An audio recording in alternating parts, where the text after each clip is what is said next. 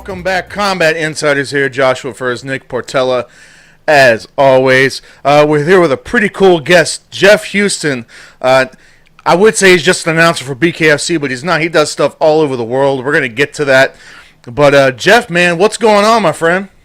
It's a beautiful day here in Paradise, just outside of the city limits of San Antonio, Texas. How y'all doing? Hey, I'm doing amazing. The one thing I kind of wanted to get to first, man, if you don't mind, I feel like the announcer job, I feel like it's so unappreciative, right? Because, like, you guys are literally out there for the whole freaking show. Sometimes if that show is 3 hours, 4 hours, 5 hours, 6 hours, whatever it is, you guys are out there and you have to turn it on, at the drop of a dime to get back in there and do it. I guess if you don't mind, man, from your point of view, do you feel that, or you feel like, how much pressure is it to you have to be on, like I said, in the drop of a dime?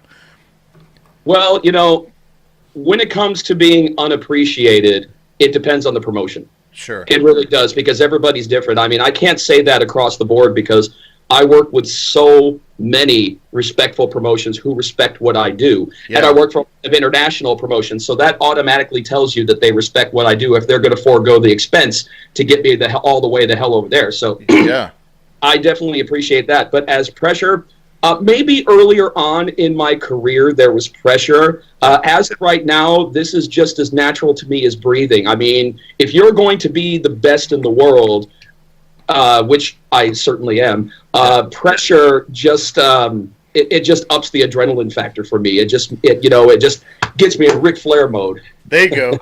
I always kind of wondered, obviously there's hiccups no matter what. Things happen. Have you ever been caught in a situation where you're looking at your card and you're like, I know that's not right, but the information in your mind and you got to adjust on the fly? Like, I would crumble. I'd be like, cut to commercial, whatever you got to do.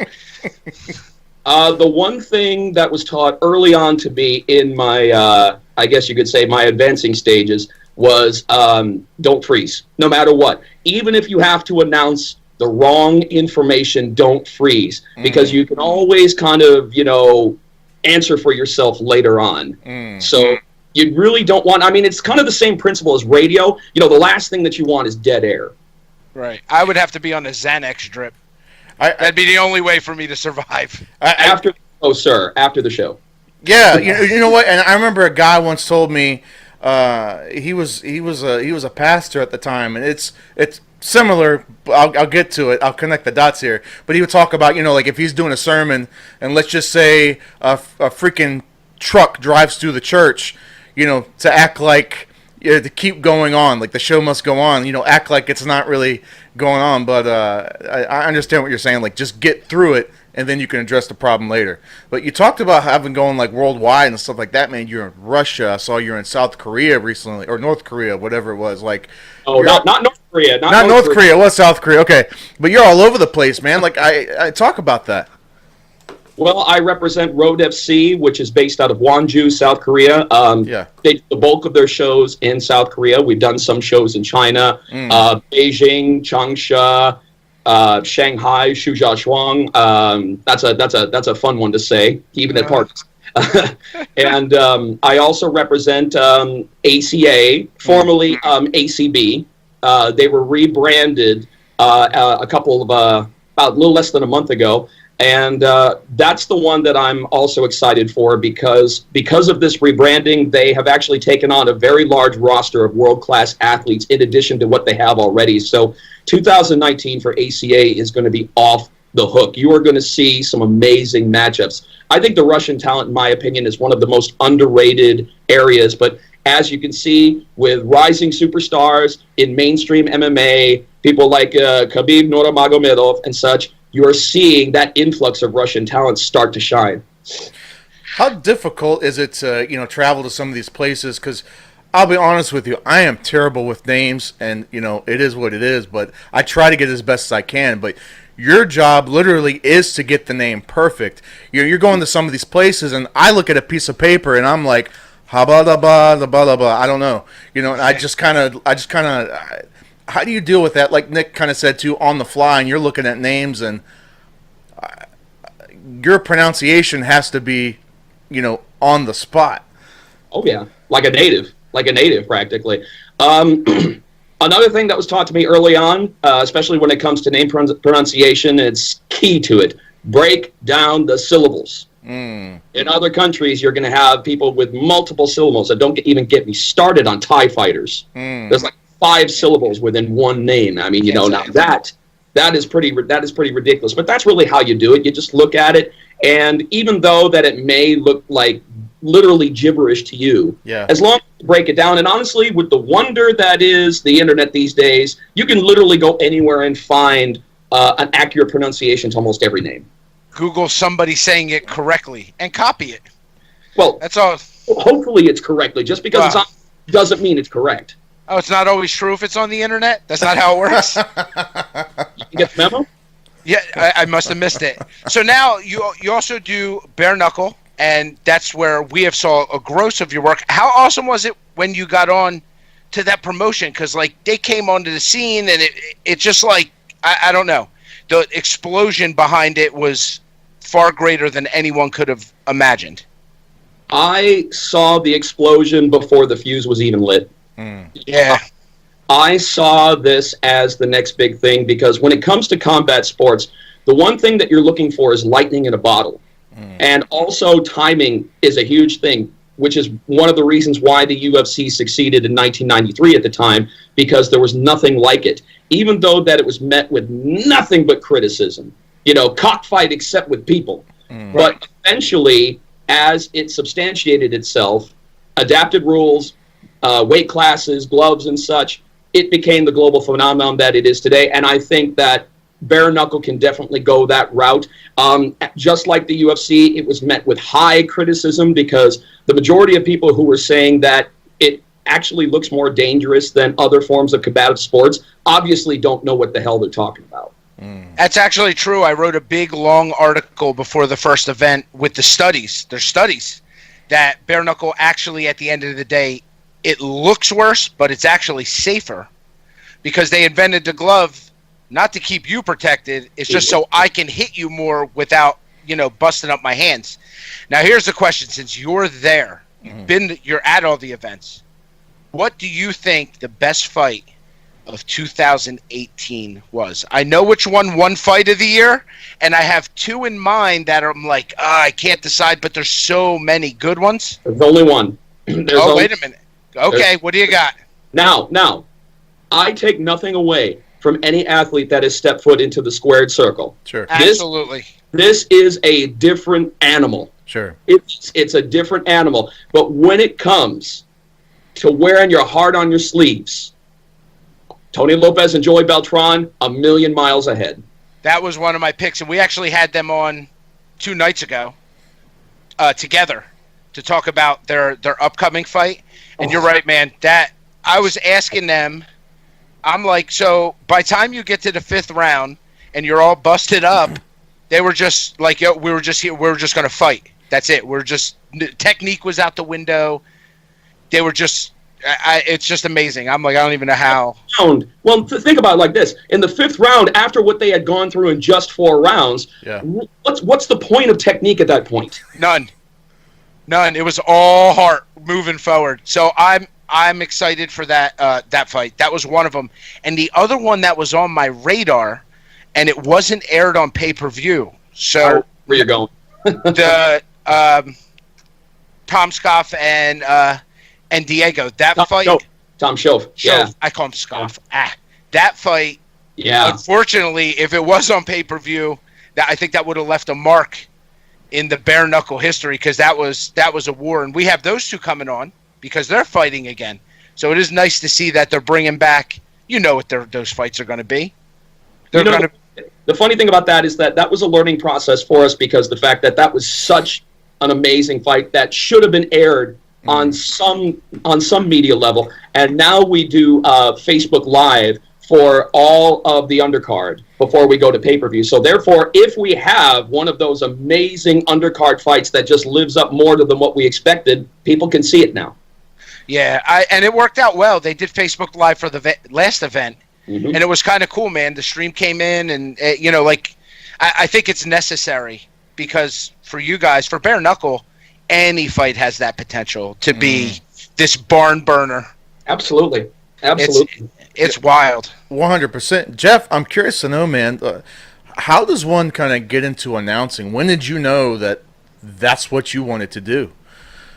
I think the day that I can recollect that I absolutely fell in love with the promotion, I was live March the 29th, 1987 at WrestleMania 3 for Hulk and Andre. No, shut up. Were you really? I was 9 years old, and it was during the Randy Savage and Ricky Steamboat match, which is one of the greatest live matches I've ever seen. Yes, sir. And I remember after Ricky Steamboat got the schoolboy pin, 1, 2, 3. I remember Howard Finkel over 93,000 plus, which just pretty much lost their mind, hearing him say, "The winner of this bout and do an Intercontinental," and he just one word. They went from volume 5 to volume 95, and I was like, "Holy shit!" Wow, I want to do that. I did with just a few well-placed words, and he didn't have to throw a punch to get that kind of response. That's awesome. Yeah. Although from his angle, I'm just so you know everything that's going on everywhere. Like the fighters have their little thing, the front office has their little thing. You're the guy that is in the middle of everybody's little thing. You have to be. You're a part of everything. So this is the guy. This is the information man. You know how it's like, I know a guy who knows a guy? He's that guy. Yeah, so at the end of the line. so to pick your, I'm assuming you're, I guess, a wrestling fan then. Who's your favorite announcer? So you got, the Fink, you got Tony Chimmel, Lillian Garcia, to go on and on and on. Who would you say is... Actually, let's throw it out there. Let's do, Bruce Buffer. Let's do all them. Who would you say is your... Michael Buffer. Who's your favorite announcer? Oh, it starts and finishes with Howard Finkel. Starts and finishes. I put him above everybody. I put him ahead of the Buffers, the Garcias, the Chimmels. Yeah. Everybody. In my opinion, the greatest announcer that ever lived. Ugly as sin, unfortunately, but his voice was the most inimitable voice in the history of ring announcing. I mean, when you look at him, he looks like a high school substitute chemistry teacher in a tuxedo. Yeah.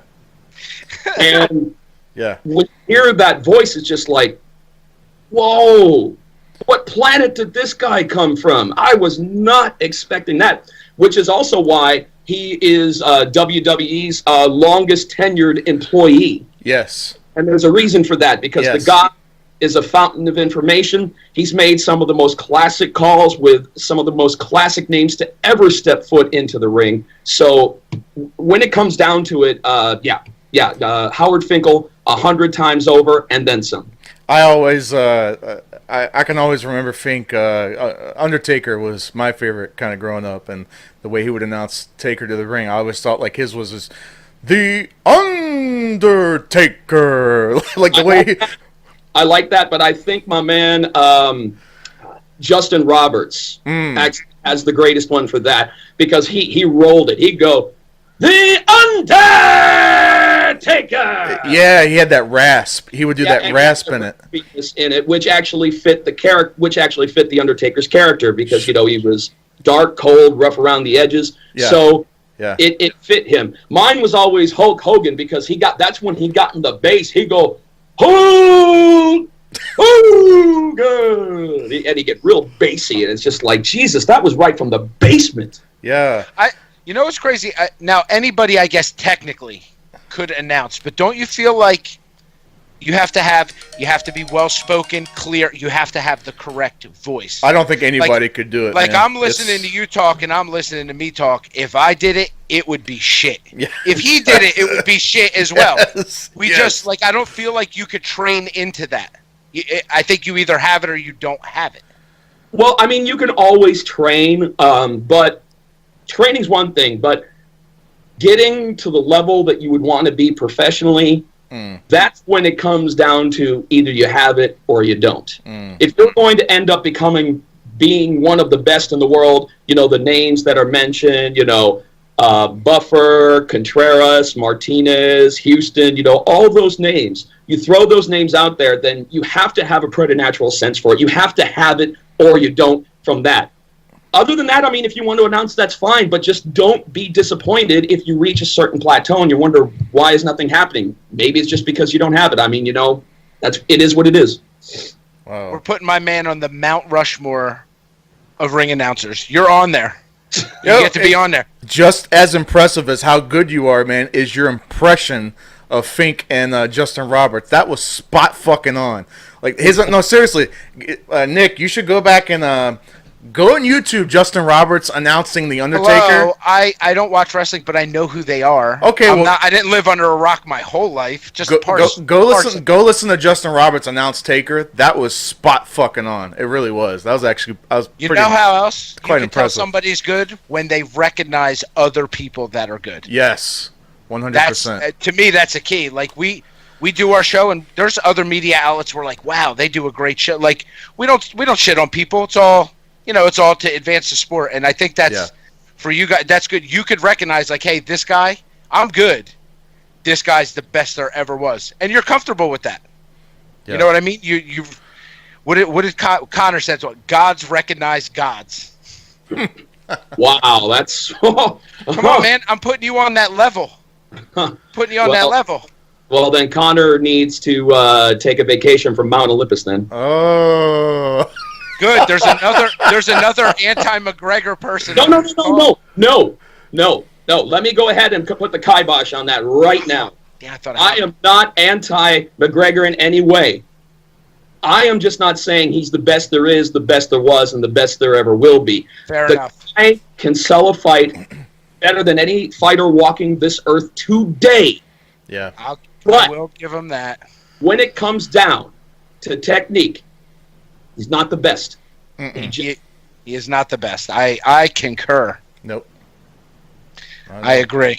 So we got the bare knuckle card fight. How early do you go out? Because don't you obviously you check the venue? You got to sound check. You got to make sure you sound good in there and stuff like that. How much goes into fight week for you?